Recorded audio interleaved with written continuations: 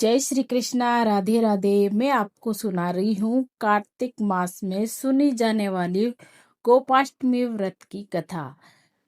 कार्तिक शुक्ल पक्ष अष्टमी तिथि को गोपाष्टमी के रूप में मनाया जाता है। इस दिन भगवान श्री कृष्ण ने गोचारण लीला का आरंभ किया था।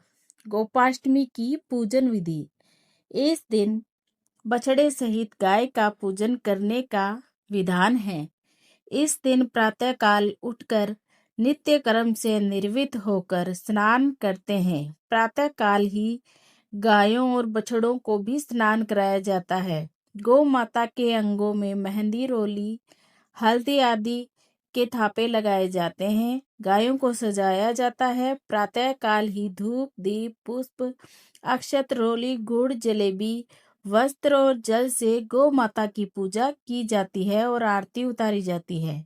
पूजन के बाद गौ ग्रास निकाला जाता है। गौ माता की परिक्रमा की जाती है।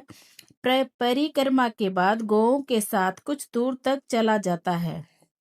श्री कृष्ण की गोचारण लीला। भगवान जब 6 वर्ष की आयु में प्रवेश किया तब एक दिन भगवान माता यशोदा से बोले, मैया अब हम बड़े हो गए हैं।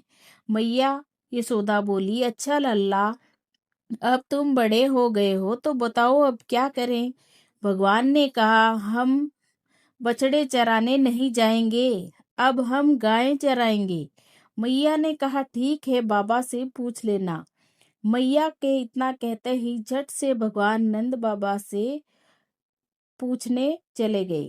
बाबा ने कहा, लाला अभी तुम बहुत छोटे हो, अभी तुम बछड़े ही चराओ। भगवान ने कहा, बाबा अब मैं बछड़े नहीं गाय ही चराऊंगा।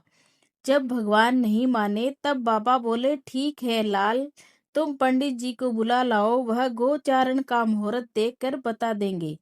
बाबा की बात सुनकर भगवान झट से पंडित जी के पास पहुंचे और बोले, पंडित जी आपको बाबा ने बुलाया है, गोचारण का मुहूर्त देखना है।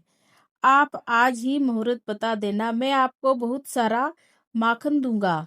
पंडित जी नंद बाबा के पास पहुंचे और बार बार पंचांग देखकर गणना करने लगे। तब नंद बाबा ने पूछा, पंडित जी के क्या बात है, आप बार बार क्या गिन रहे हो। पंडित जी बोले, क्या बताएं नंद बाबा जी, केवल आज का ही मुहूर्त निकल रहा है, इसके बाद तो 1 वर्ष तक कोई मुहूर्त नहीं है। पंडित जी की यह बात सुनकर नंद बाबा ने भगवान को गोचारण की स्वीकृति दे दी। भगवान जो समय कोई कार्य करे वही शुभ मुहूर्त बन जाता है।